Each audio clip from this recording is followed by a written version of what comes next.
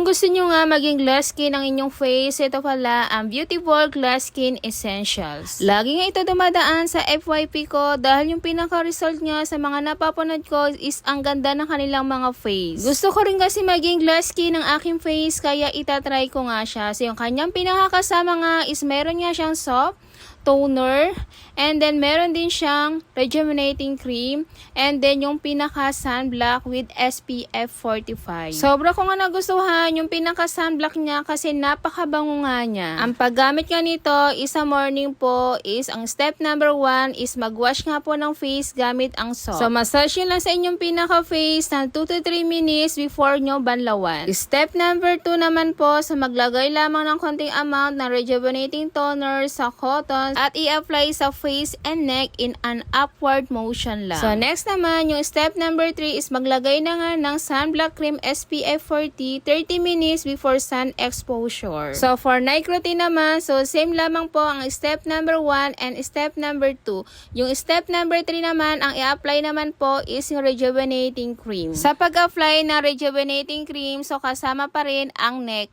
para po pantay ang color ng ating face pati ng ating neck. Kung gusto nyo i-dry mga mi, so ang link po is nasa screen ng ating video or sa ating basket. Salamat!